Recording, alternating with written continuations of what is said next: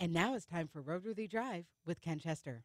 Hey, everybody. Welcome to RoadWorthy Drive behind the scenes. We're in studio for another hour, in fact, of craziness and mayhem. I'm Ken Chester, the rest of the RoadWorthy Drive crew. We've got Jack over here at the controls. Hello. We've got Sasha at mic 2. And we have a special individual. We're going to introduce him when we start the show. We're going to keep you guessing who he is, why he's here, but I promise everything is fine. The suits ain't throwing us out, and we're not being monitored, just so you understand. On this hour of RoadWorthy Drive behind the scenes, keeping pedestrians safe. It's a big thing. The automakers are working on it. Privacy 2.0.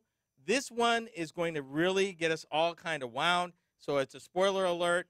You want to stay tuned because the more I read, the more upset I got. You'll understand why in a few minutes.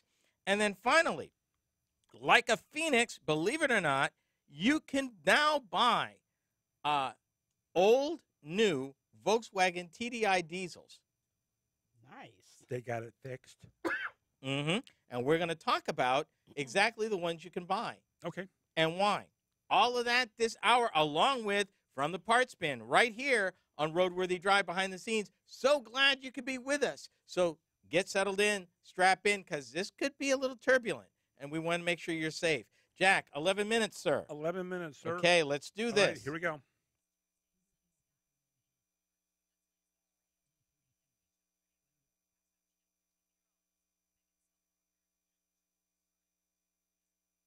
Do you want to go faster?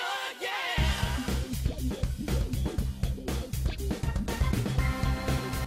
It's time for RoadWorthy Drive with Ken Chester.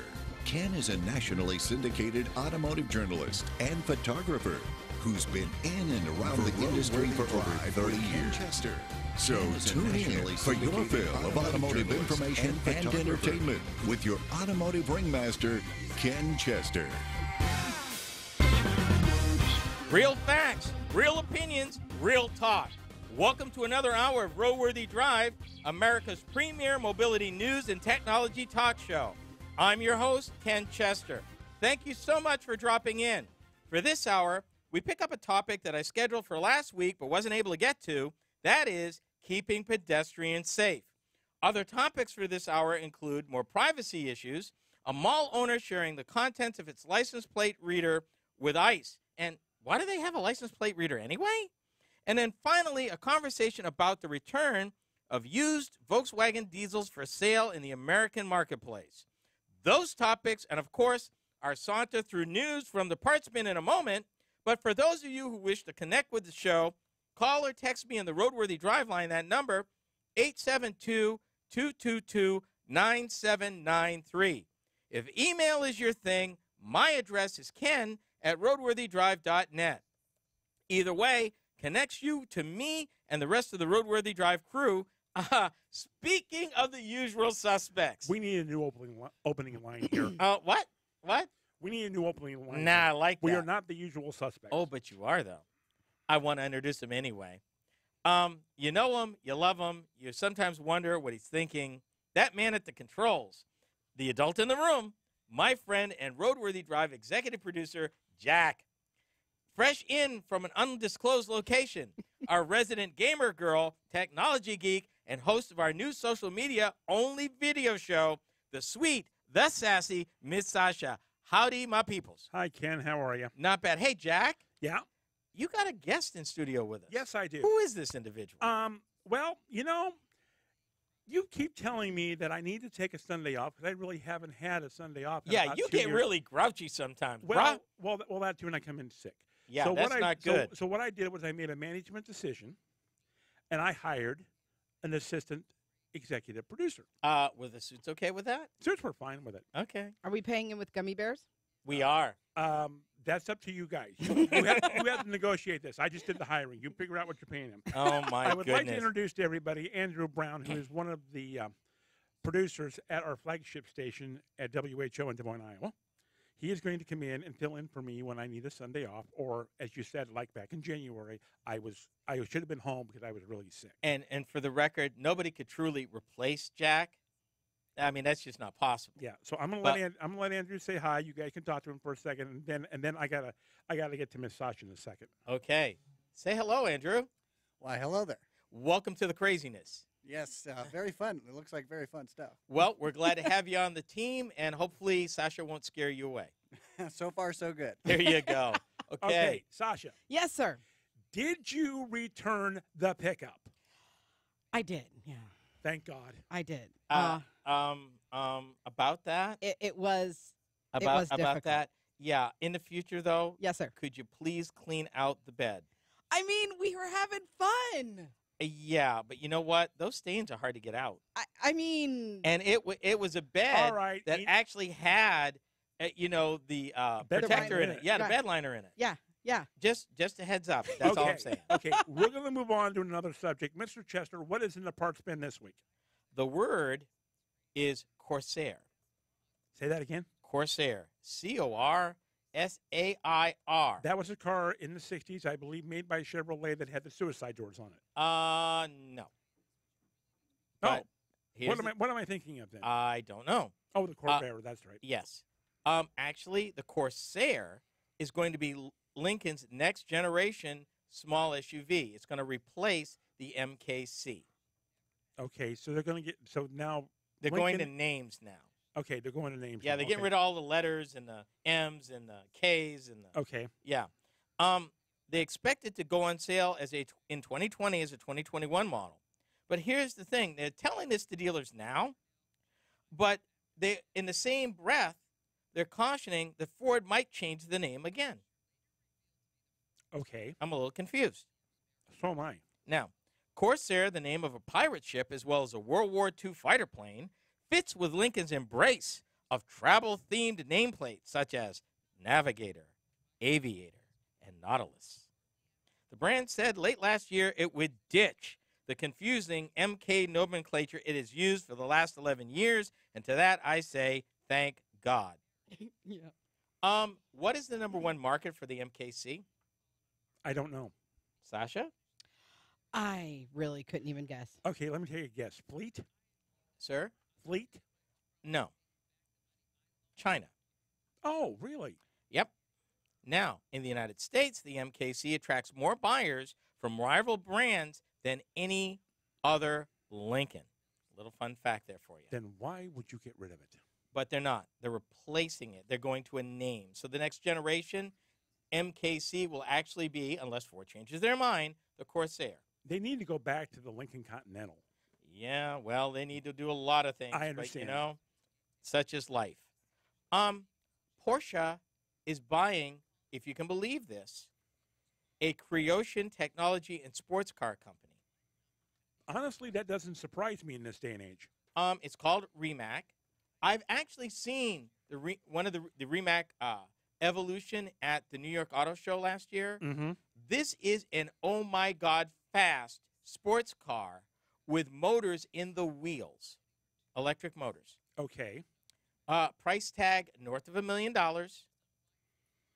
and just some really phenomenal tech that they got going on. Okay, Ken, we can pay that out of petty cash.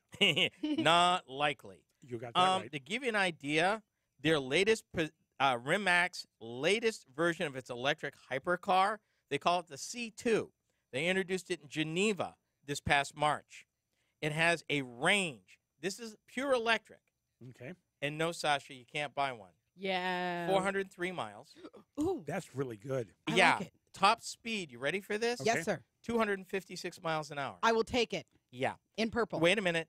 Achieves an 80% battery charge in 30 minutes. What? Through a 250 kilowatt fast charging system. Wow. Yeah, and you wonder why Porsche bought a stake in this company. Again, can we talk to the suits about petty No. cash? Then, yeah, not going to happen. I just, Porsche's quote, "We feel that Remac's ideas and approaches are extremely promising, which is why we hope to enter in a close collaboration with the company in the form of a development partnership." In other words, look for some of this technology to make its way into future Porsches, because Porsche is not playing with electric. They're all in.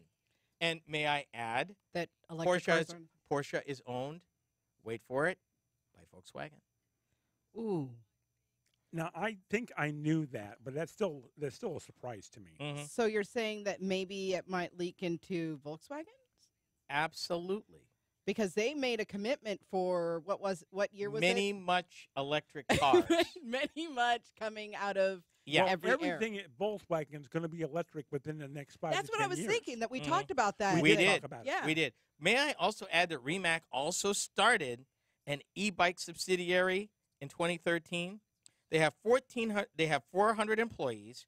Their main focus is on high voltage battery technology, electric powertrains, and the development of digital interfaces between man and machine. They ain't playing, is all I'm saying. Before we go to the break, here's one more for you. Byton, that's Byton. They're the Chinese company that's all electric, and they've got a concept car that's even flashier than the SUV they introduced. They call it, they're actually showing a concept vehicle that is a luxury electric sedan with more autonomous driving capabilities. This has a battery with a maximum range of 323 miles and will be designed from the ground up to be an autonomous car. Okay. It's gorgeous looking, actually. And all the autonomous stuff is built in. They want to introduce this in 2021, and it's got a $45,000 price tag. I'm going to let that settle in. A what price tag? 45 grand. Ooh. They're also working on a 7-seater electric vehicle that will be used for ride-hailing, sharing rides, and carpooling. Now, the thing is, they have not built any cars on their own yet, but they're getting there. And Byton is just another Tesla competitor. Just one more to give you an idea that it's getting crowded. For everybody who thinks that electric's not a thing, let me break it to you, people. It's a thing. What? Oh, it's been a thing. Yeah, and it's becoming more of a thing. We've been reported about big oil going electric. Yep. So food for thought. Now, be sure to stick around for what's next. How automakers are keeping pedestrians safe. Real facts, real opinions, real talk. You are listening to Roadworthy Drive.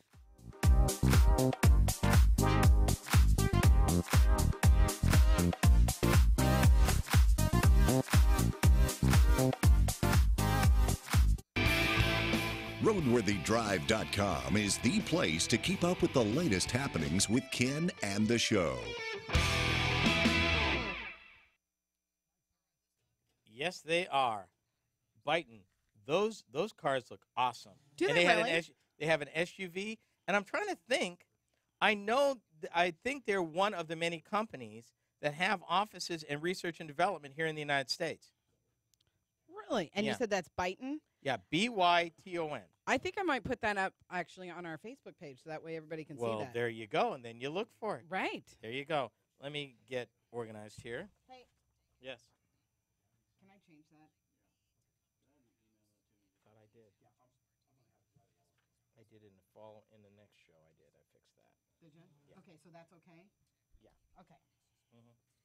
Y'all need to remember to talk into your mic. So Well, everybody this was that's just this was just on the script for the readout for next segment. Mm-hmm. Yeah, And- because when you see it behind the scenes, it's behind the scenes for a reason. So I wasn't We're sure. working. We Yeah. didn't want to point out that the talent had done a mistype. No, the talent didn't do a mistype. You suggested better wording. It's not a mistype. Actual English grammar. Yeah, something you should use a little more often, Sasha. Whoa.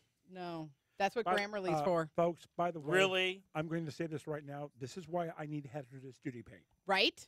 Right? He'll be fine. I actually like travel. for Honestly, this the once a week. Kevlar suit we bought him's working just fine. I promise you. Is it? We're even going to fit, it's Andrew? Andrew. Andrew. We're going to even fit Andrew for one. They'll be fine. Really, honestly. You know, we don't eat our young. You don't need to and be we scared. we don't throw our producers off a building or under a bus usually. You do not. He's got a 17-day-old child. That You is why we're going- absolutely do not That do is that. why we are going to fit him for Kevlar. Okay. He'll be fine. Really. Gosh. And you So- have no reason to be scared either, Andrew. Nah. It's that sudden stop that hurts. Yeah. Only Right? For a moment. Yeah. The falling's not the bad part. No, that's called freestyling. Right? Yeah. Free fall. There you go. Ain't that a network on TV? It's actually a song. Freeform. fall. Yeah. No, that's Freebird. No, there's Never a song for free falling. Yes, thank you. 9 Thank you, minutes Jack. on the clock. Okay, sir. hold on here. Set that. Sir, you've got your jingle I got set. the jingles all set and ready So to go. you've got the Oldsmobile Cutlass Supreme. That's not what you had me. Yes, that is Yes, what you it had me is. dub first. Yes. It is totally what I Sorry. have first. I've already had a longer day, and I have a longer day to go yet. Yeah. Are we ready? Okay, 9 minutes. 9 minutes, sir. Oldsmobile, and okay, Here we go. let's do it.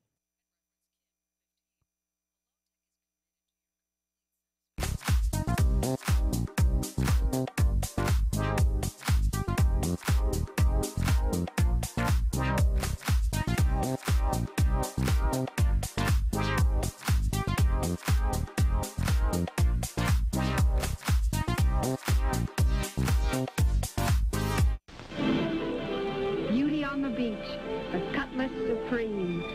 Glamorous new hardtop from Oldsmobile. Cutlass Supreme, the most luxurious Cutlass of them all. Vinyl covered roof if you wish, and inside nothing but the finest. Even a fold down center armrest. Cutlass Supreme. And this one belongs to the action set. Get with the action. There's a brand new thing happening. This Cutlass Supreme.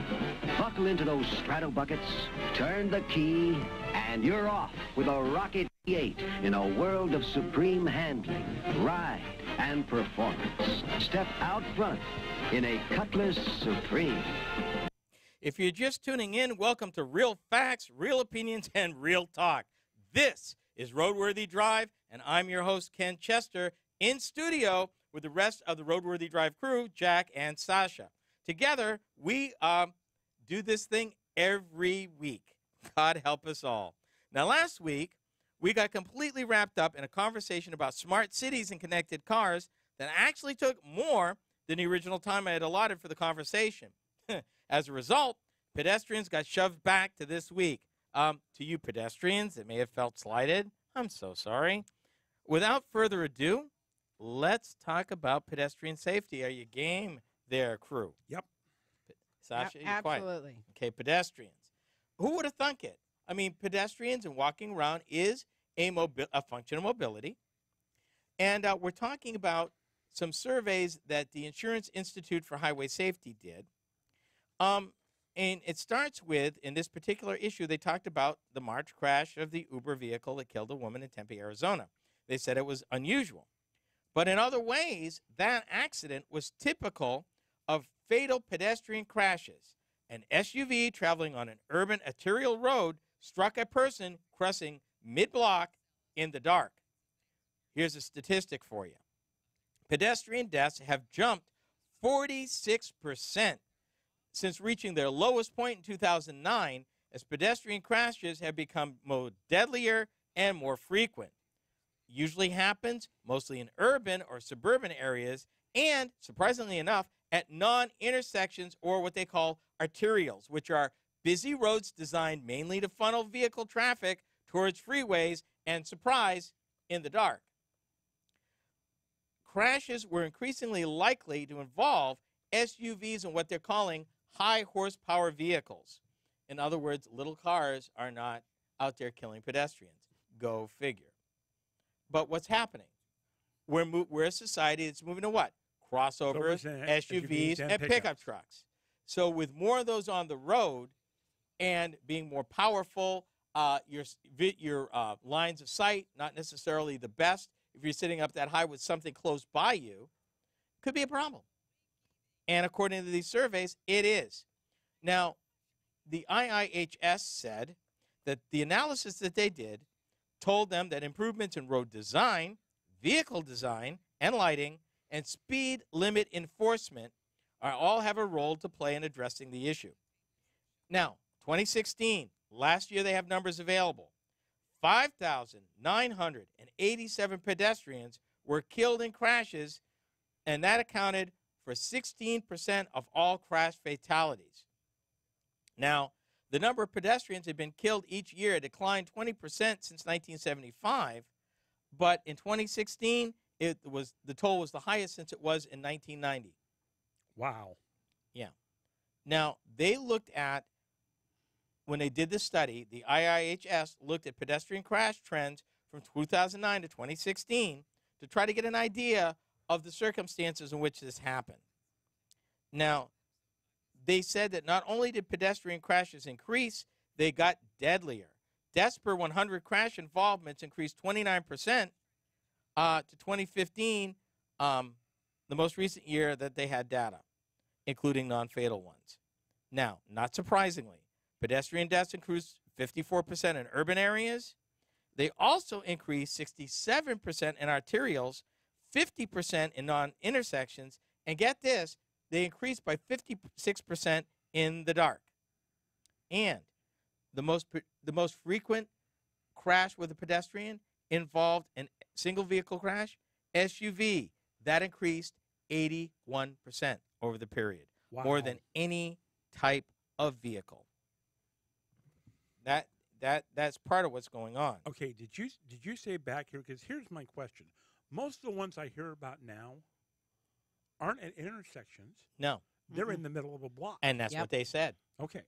Now, also remember, we talked a few months ago. We did a segment on what states were doing to basically help pedestrians, most particularly New York State. Mm-hmm. You kind of bar humbugged that a little bit back then. Yes, I did. And that's one of the things that New York is using, and they talk about here, is what they call the pedestrian hybrid beacon, which stays dark until a pedestrian pushes a button, at what point it flashes yellow, then moves to solid yellow before activating two solid red lights. This type of beacon, formerly known as a hawk, has been shown to reduce crashes. Now that I will believe, we have one of those close to our studios here. Mm-hmm. Other improvements, such as curb extensions or median crossing islands, can shorten the distance people must walk across, or what they say, limit. I'm sorry. Let me get my facts straight here. Wait a minute. Get a little happy, and I get out of the way. Allow them to cross over a couple of lanes in a single direction of traffic at a time, instead of being like trying to cross 4 lanes of traffic, 2 going one way, 2 going the other way, and you're out there in the middle. Right. They believe that this is part of the cure. Another part, it's a term I've never heard before, is road configurations, but this is a term, this will get Jack going, road diets. What? In which the number of travel lanes for vehicle traffic, oh God, is reduced. Easy, Jack. It's okay. May I suggest a road that is behind my head at the moment? Yeah, I kind of thought you would. That is also the bike lane. Yeah. What they're trying to do is slow traffic down and give pedestrians and, to a degree, cyclists a chance. Well, and you know what? I guess I can see that, but I can't tell you how many times I've seen people crossing a major thoroughfare, 4 lanes of traffic that has islands. They'll go out and get stuck there on the island until the next time the light changes. Better on that island than in the middle of the road. Well, that's true. And that's part of what they're saying. If you had the island, they could at least be there and have some semblance of safety, as opposed to being in a 4-lane road with no island, trying to cross and getting stuck because you made it past the one direction of traffic but couldn't get past the other. Only takes a person going out the way, out of the lane by what, 6 to 12 inches? Yep. To clip them? Yep. So, it's something to talk about, but they are working on this, roads, highways, and better cameras on existing vehicles to make drivers more aware of what's around them. So there's some hope there. When we return, a shopping mall becomes a border agent. That's next. Real facts, real opinions, real talk. This is RoadWorthy Drive.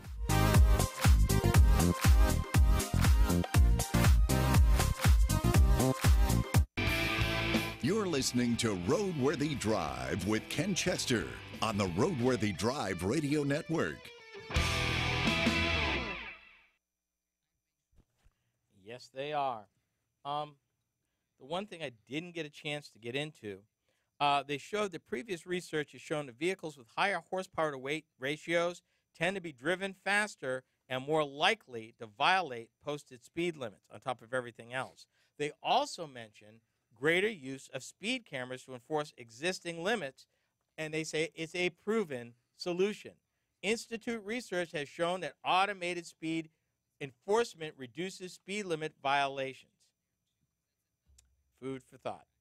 Okie dokie. And better headlights. We've talked about that. And that's coming. So, Well, and they've been trying to improve the headlights, but I'll tell you, when they first came out with what I call the blue light bulbs, I'd have somebody coming at me with those on. My stomach would turn to the point I'd get queasy. well, what you've got is the current ones are the LED headlights, which are brighter than the xenon high intensity discharge headlights, Right. which are brighter still than the halogen headlights. The Insurance Institute for Highway Safety is included the quality of headlights, what you're able to see, how it's able to track, as part of their ratings now. And they've seen an improvement. So we will expect that to get improved because you can't avoid what you cannot see. Correct. And if you're speeding in an SUV at night in the middle of a block, and somebody comes out there, what they're saying now, the chances of that person getting hit and you not seeing them, much higher. Yep. Okay. Particularly if you're speeding, which you shouldn't be anyway. Mm-hmm. So all I'm saying, give What the pedestrians hell? a chance. Just saying. Hold on. The roads should have respect for all users. And even though Jack will agree to disagree, that includes pedestrians, bicyclists, as well as motorists. And even to the point of motorists in small vehicles versus larger vehicles. Because people get bigger vehicles, they like to intimidate. Yeah, but I mean, at some Otherwise po- known as road rage. you also have to put some of that responsibility with the person. I mean, I just got a call, 2 days ago? Somebody was traveling at night, like 2 a.m. in the morning. Somebody on a moped with a flashlight with a dying battery serving as their headlight traveling down a highway. Okay, were they in the middle of the highway? Or on the side of the highway? They were in the lane. Like in the lane, going 20 miles an hour. No kind of backlights, nothing. She didn't know what it was until she got all the way up to them and then had to slam on her brakes. Yeah, well, that person on the scooter should have been cited. Right? Because there are laws, and she was breaking at least 3 of them. Failing to maintain minimum speed, that's one. If you're on a scooter, you can't, which means you shouldn't be in the lane to begin with. Correct. Right? So there's that. Mm-hmm. You're required to have some sort of minimum lighting. Mm-hmm. And I bet she wasn't wearing a safety helmet either. I don't know about that, but I know in certain townships you have to have one of those You got to have a flag. You have to have and I forget what the measurement is for that flag. But it's way above the scooter. Yes, it is. But it's got to But be you like should that have some orange with a reflectives reflector. anyway Yeah. Mhm. on the scooter itself. So All I'm saying is that you've got to put some of this responsibility on the person that's out there in the middle of the road. no doubt. But you can't. But you got to see the pedestrian. Excuse me. You got to see the pedestrian. First of all, if you're speeding, if you're not paying attention, distracted driving, that's not a thing. Yeah, because it's not like they put this huge LCD screen right there, a mere foot away from your direct line of eyesight out the windshield or anything. Well, but here's the other thing. How much problem do we have with, I don't know, what is the term I want to use? Distracted pedestrians. Yeah. It's becoming a thing. They're all looking down at their phones trying to walk and type at the same time. But you know what? Add distracted drivers to that. And you got a impaired recipe for drivers to disaster. that, I'm telling you. and we got a mess. Sometimes they won't hear you anyway, because be it pedestrian or bike or bicyclists that have got their earbuds on or they've got the special Bose that are, sound canceling. And I'm like, you need to hear that sound though. You're riding your bike. You need to hear sound, because if you're able to hear the screech, accidents happen, emergency vehicles come through. You need to be able to hear that. Basically, what we're talking about is there's plenty of responsibility to go around. Correct. Right. The drivers have a responsibility. Oh. Everyone who uses that road has a responsibility, being riding a scooter, riding a bike, walking, motorcycle, truck driver. Everybody has a responsibility. If everybody would step up, first, all y'all put your phones down. All y'all, first of all. And I'm talking to some of the people in this room. Put your phones down. If you're going to drive, put your phones down. I can drive and talk at the same time. I've You know done it what? For years. You know what? Here's the thing. We did a study. I read it here. I know you that did, said, and I disagree with it. let's hope let's hope we never find out. I mean, Let's who leave it like remembers that. riding in the back seat and getting a whooping from your mom while she was driving? Hello. I mean, no, hello, my somebody. dad handled that Right? I mean, while he was driving let's in a be big old American car. right in a Delta 88. Mom's, Pontiac Catalina. Oldsmobile 98. right? So I mean, it's one of those things. Distracted driving, whether it be cell phone, checkbook, novel, Makeup. Thank you. Newspaper. Thank Seen you. that. Thank you. Quick story. Yes. 1983. Okay. I'm on Lakeshore Drive in Chicago. Okay. I saw a woman sitting there. We're stuck in traffic. We're moving like maybe 2 or 3 miles an hour. All right. That's stuck in traffic. Okay. This woman is reading a newspaper, putting on her makeup, and she was doing something else that I can't remember. All while the car is moving. Mhm. Okay. Now, was she part octopus? Because how was she holding the newspaper and applying makeup? Oh no, it was in her lap probably. It was what? In her lap. Yeah. What if she was- had it propped up like with the? Oh, Well, Minister? I saw a Yeah. guy, same street, do that. Yep. He's sitting there doing his morning reading because he's stuck in traffic. Yep. I've seen that where they almost have it propped up like those Oh, I got windshield one better for protectors. you. Yep. Imagine seeing that on our east-west interstate No. that I used to travel. I've seen it Yep. No. I have too. at highway speed. I remember being on the And that's interstate scary. and literally this woman, I mean, you just saw her like this, like with her head down, all in her phone. Doing probably 40 miles an hour. In a No, passing doing lane. like 75 mile an hour. And I'm sitting there like, okay, we're passing. No kidding. Get Well, away from me. I'm either passing or I'm braking it to get her as far away from me as possible. Right, right. Because it's not going to end well. Oh, People. Sasha, the other thing I'm in with this. What? You talked about the Bose noise canceling headphones. Yes. Okay. I had a friend who has a pair of those Oh, yeah. who was walking Ooh, yeah. and Tree jump out in front of him. no, this They're is known for this that. is recently. Yeah, tree. Yeah, true. He ended up coming that close, Mm. people, Mm-hmm. to literally getting ran over by a semi. Ooh. And everybody around that was around him knew that semi driver literally laid on that air horn and he didn't hear it. 2 words. Take the headphones off. Well, no, 2 words. Personal responsibility. Got it. Yep. Let's go. Enough said. 9 minutes. 9 minutes, sir. Third segment. People, this one's probably going to get a little rocky. Yes, it is. Yeah. Please don't make me have to edit words. You might have to. Mhm. Just heads up. Yeah. Everybody, please watch your language. That's not what I'm worried about.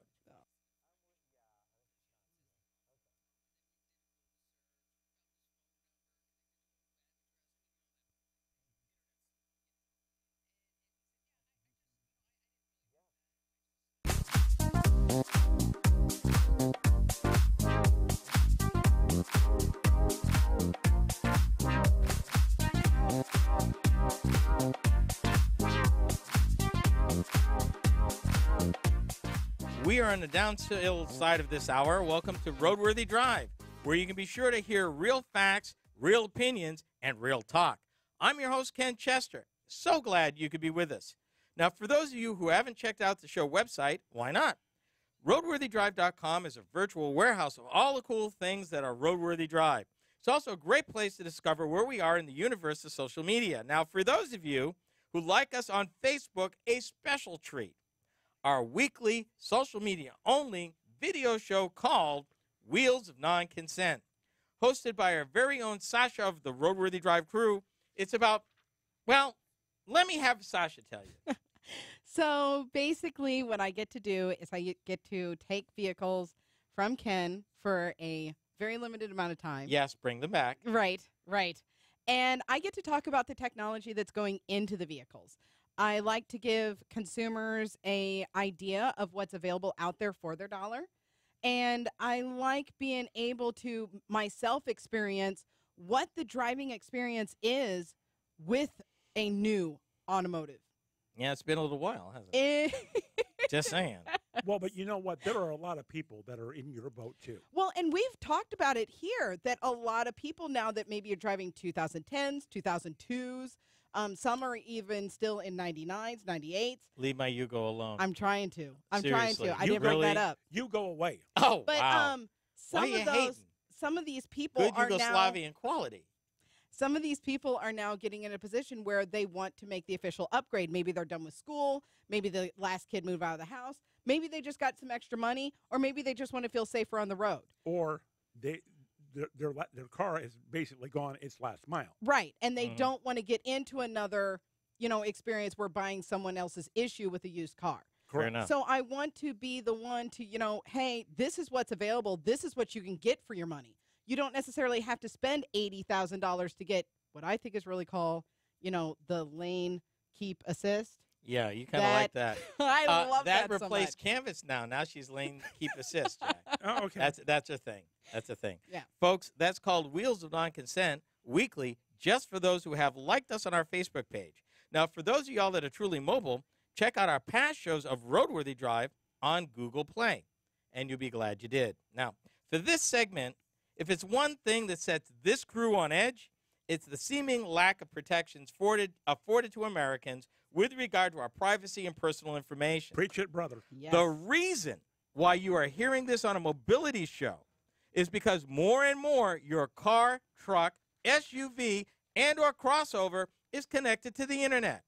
Information is flowing both ways, from supposed anonymous information about vehicle function and road conditions to the infotainment that you're downloading via your favorite app. Today's vehicles are easily and seamlessly connected to our smartphones, usually through Bluetooth that is standard in most new vehicles today, as well as your vehicle being a Wi-Fi hotspot. Automakers are working with a number of tech companies to further join you, your vehicle, and your home together through this fancy thing they call these days the Internet of Things.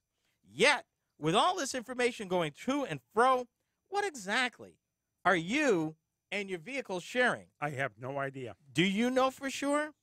Are you okay with it? No. Can you limit, control, or even shut it off? No.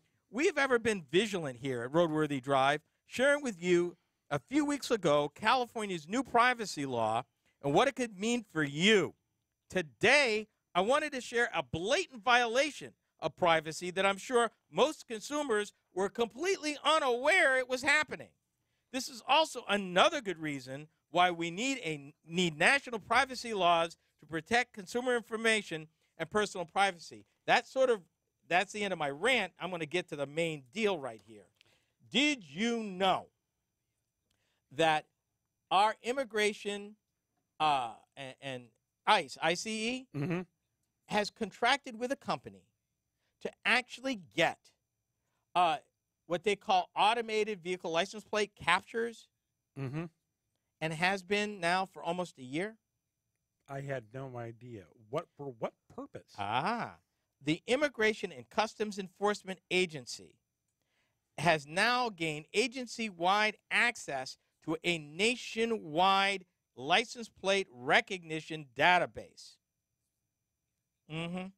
Okay. I'm going to let that settle. All right. Because I'm on the warpath with that. I'm not comfortable at all. So I'm getting there. You are saying. I'm there. You are saying that right now, ICE has contracted with a civilian company. In a private contract. In a private contract. Yes, I am. To go around and read people's license plates? They get it from a number of sources. But here's the thing. ICE said it's not seeking to build a license plate reader database and will not collect nor contribute any data to a national public or private database through this contract. My question is, how do you know? You don't How know. do you know? Who's doing the audit? Who is verifying that statement's even true? Is it? I'm not comfortable with that. Okay. Let me deal with this. I'm going to name names. The company you need to know is called Vigilant Solutions. They have amassed a database of more than 2 billion. That's with a B, people. Wow. License plate photos by ingesting data from partners like vehicle repossession agencies and other private groups. They partner with local law enforcement agencies, often collecting even more data from camera-equipped police cars. The result is a massive vehicle tracking network generating as many, get this, a month, 100 million sightings per month, each tagged with a date, a time, GPS coordinates, and GPS coordinates of the sighting. Okay.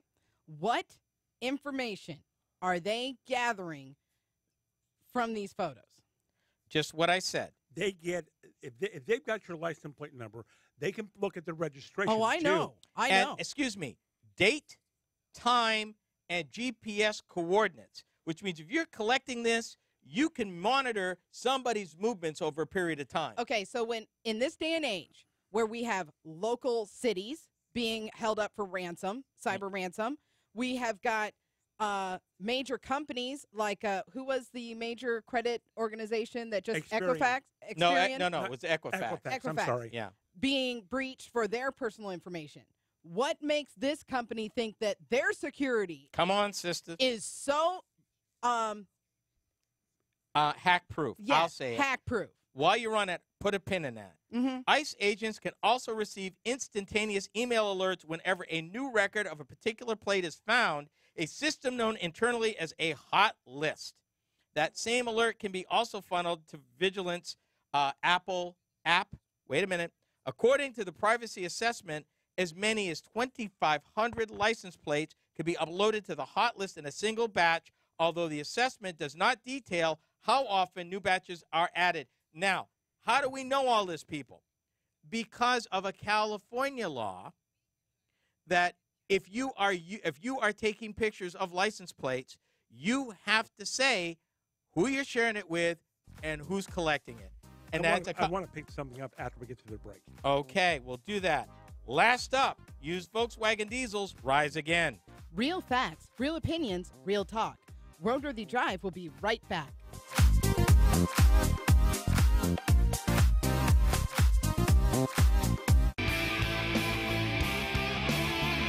This is RoadWorthy Drive.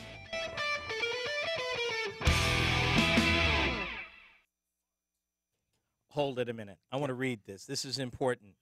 They looked at this back in 2012 and didn't go further with it. Now, the Homeland Security Secretary canceled the solicitation back then. And I want to read this because this was the chilling part. Okay. Although 2 field offices subsequently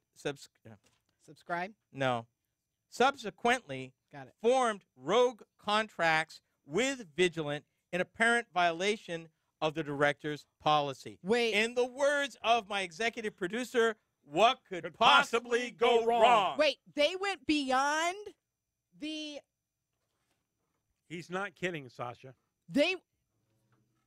Okay, 2 things, major things here. So you go beyond the director's orders. Correct. That this is not okay. You are not to use this service. It is not okay. And then we find out that they did this. What happened to them? Not a dang thing. What happened to those people that they collected that information on? Did they get like a letter in the mail? Nope.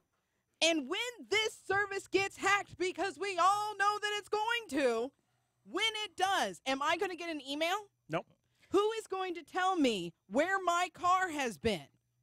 I got three words. Enemy which of is the a state? question. No. Who is accountable? Now, here's something you need to know. In California, they're required to tell you how they use it. Yep. Most states don't have laws regarding automatic license plate readers, how long that information can be kept, who can take it, how they can sell it, use it, manipulate it. My question is, okay, whether it's legal or not, in this evolving technology that we see every day, Yep. you don't know that it needs to be illegal because you never ran across it. Furthermore, I got a problem as a consumer. It's one thing if I come into your parking lot and you inform me there's a sign before I get there, your picture, we may be taking pictures of your license plate. As a consumer, then you've given me a choice. You've notified me. I've got a right to park on the street if I want to. Well, and but not in there. But the other thing that you're going to start seeing are I'm just going to hide my license plate, which is illegal. Straight up is. Okay. But the problem is this didn't just start. The only reason why this has come into light and why we've talked about it is because they identified a major shopping mall in California that was taking pictures of license plates and selling it to Vigilant. Okay, and are they still doing that? Yes. Okay, now here is my thing. Are these companies covered by the signs that say parking lot under surveillance? You know what I'm talking about? Yes, Walmart, yes. Target. Okay. It's different if it's under surveillance, as opposed to you are taking hold on. Is it? That you're taking Yeah. a picture of my license plate. Is it? Yeah. I think so. When you say surveillance, okay, you've got cameras, you're looking at the lot in general, not at a specific plate in particular. I would say no. I know you would say that, and typically people would, in fact, agree with you. But what I'm saying to regular consumers, what I am saying is it might not be for the exact same reason that we talked about on this show. The guy that came out with the technology that it could sit right next to you and fool the Tesla into thinking that you had the hands on the wheel. Yep. And it wasn't until they had already sold how many thousands of those, and then they came in, they're like, no, seriously, stop with that product. That's not okay. Was it illegal for them to come up with that product? No. But did they stop it? Yes. With this vigilant company, is it illegal? Probably not, and that's the scary part. Let me read you this paragraph. And then we got to go. And then we got to go. Vigilant Solutions was built on a private network of license plate readers from retail sources like the Irving Company, that regional mall developer in California. But it has found success at selling access to law enforcement. The company currently has some form of data sharing agreement with roughly, get this, 3,000 law enforcement agencies around the country, including departments in New York, Chicago, and Dallas. And we talked about 100 million license plates every month that they process. The ACLU is suing ICE for more details on how the agency accesses the network. And I will leave you with this thought. 100 million license plate impressions a month. There are 250 million vehicles licensed in the United States. Yep. Yeah, work that number, and I will end it on that note. But I knew it would be emotional. I knew it would be intense, and I wanted to give you a heads up. It is not okay, and this is another example of why we need to be vigilant. Not that we're ever doing anything wrong, but you've got private rights. And what does, in this technological world, what does that mean? What does that mean? Well, and the other thing that you got to look at, and hopefully I'm going to get this right, but we have Fourth Amendment protections under the Constitution. Which will grant you what? Well, and that's the issue. Yeah. What does that cover now? Yeah. The problem is We've never had to define it until now. Well, You're right. and the technology is evolving. This is what we know about. What else is being shared? We don't even have a clue. No, we don't. Well, have a like clue. right now on social I'll media, let you finish. Separate 50. it's right now on social media, people who use Snapchat, Facebook, and use the video option. Snapchat directly tells you that you're allowed to use that, but they are taking like pictures of what's in the background and using it for marketing and selling that information. Yep. You know, what you choose, whatever you choose.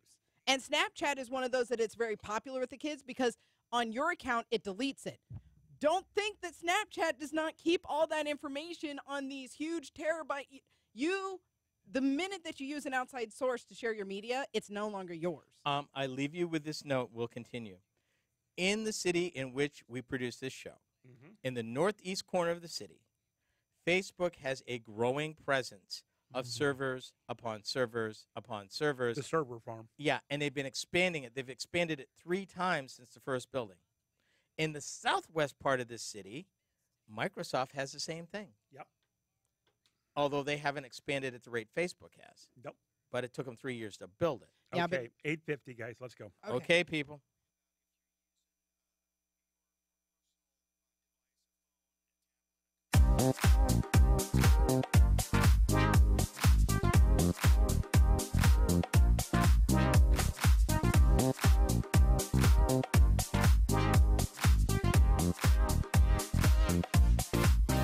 Okay, Ken, I got a question from last hour. By the way, this is RoadWorthy Drive. He's Ken Chester. I'm Jack, and she is Sasha. He almost got this down. He I've does. almost Wow. got You, this Jack. down. Now, Yes, sir. in the last segment, we were talking about the privacy issues, okay? Which you will want to tune in, go to YouTube, and look up RoadWorthy Drive to get that conversation. Yeah. Now, And you definitely want to try No. the behind the scenes. Yeah, here's what yeah. I know. Hmm? I cannot walk into the DOT without some reason, which normally means my lawyer has to do this or a lawyer has to do this, you are not allowed to look up somebody's license plate in this state. Okay. Do you know why you're not allowed to do it? Why? Disgruntled partner. Okay. Divorced women getting harassed by their husbands after they move. Mm-hmm. Okay. You've got all this stuff going on, plus it's part of your privacy. Okay. Now, this to me just makes my blood boil Yep. to no end, because what we end up with is that nothing that we have is going to be private. I think we are there. Not going to be. I think we're there. But Jack, you bring up a very excellent point. Right now, if somebody wants to disappear off the grid, they could rent a property, which technically their name wouldn't actually show up. And as long as they get their mail to a P.O. box, you actually never know where they actually live. That will not fly if you have, if you run like their license plate, because they'll be registered to that person and they will be licensed to a specific address. Assuming, though, that you choose to have personal transportation. That's true too. Well, I mean, if you're going all the way off the grid, there are ways to do it.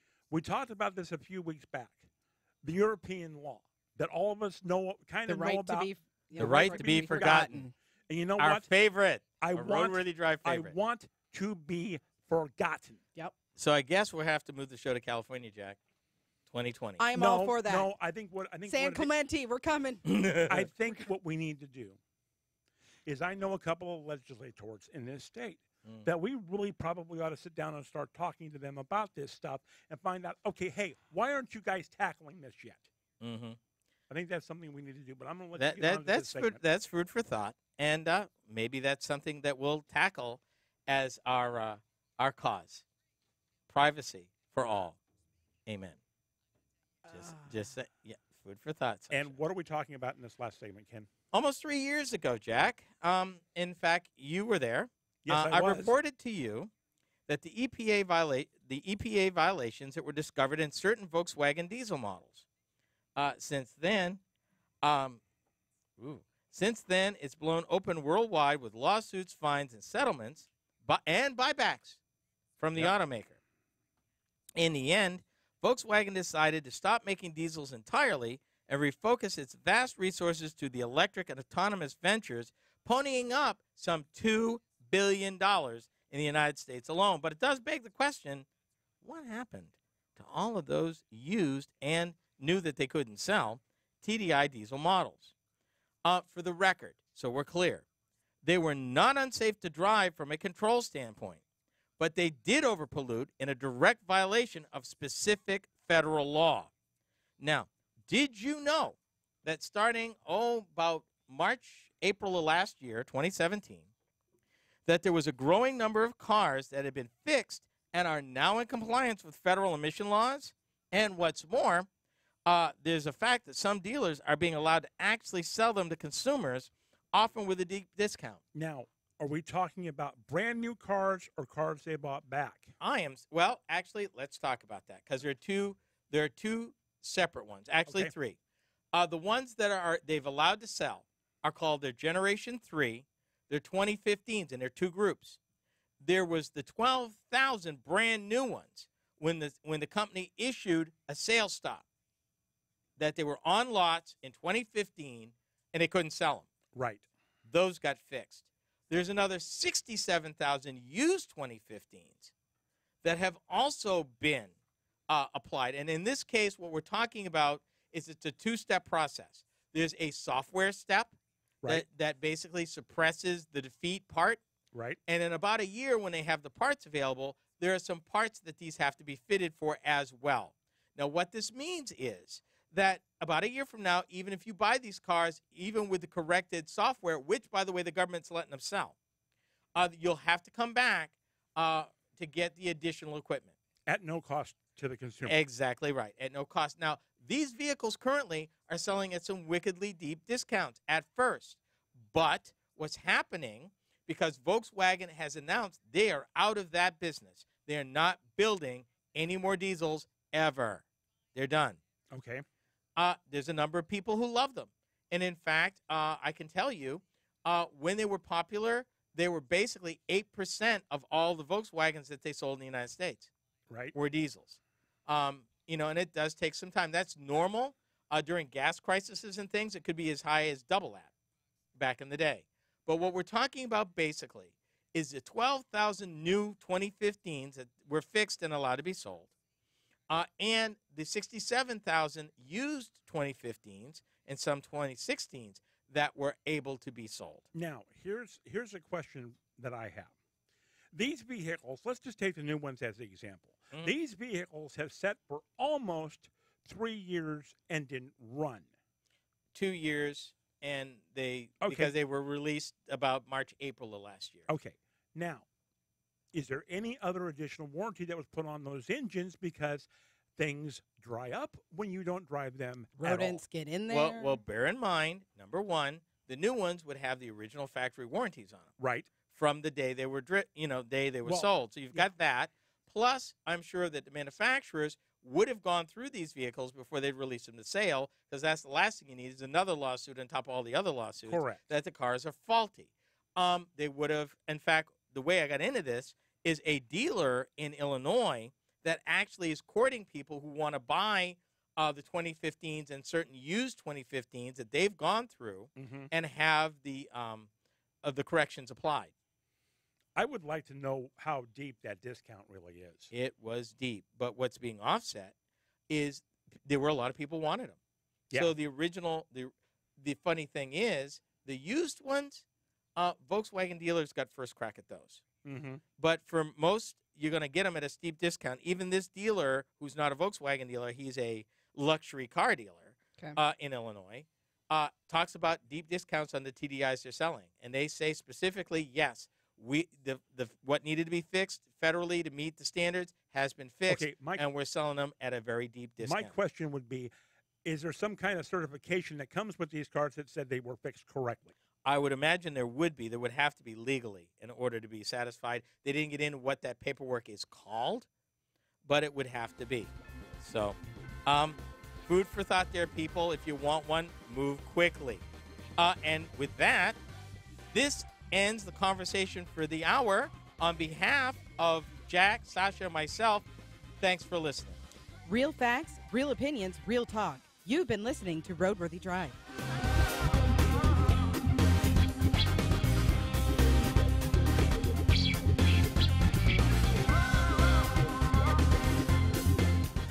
RoadWorthy Drive with Ken Chester is a copyrighted presentation of the RoadWorthy Drive Radio Network. Any rebroadcast, retransmission, or any other use is prohibited without the written consent of the Motor News Media Corporation.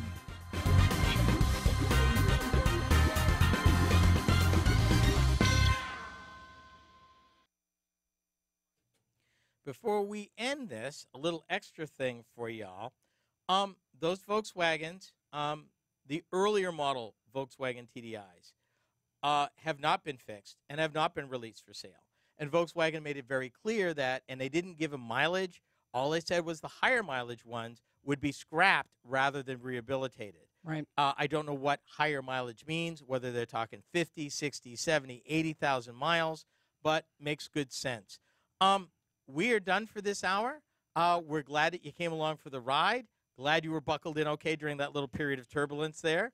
On behalf of Jack, Sasha, myself, and Andrew, thanks for listening. We're going to see you next week. Be sure to tune in next time when we do it all again next week, next Sunday.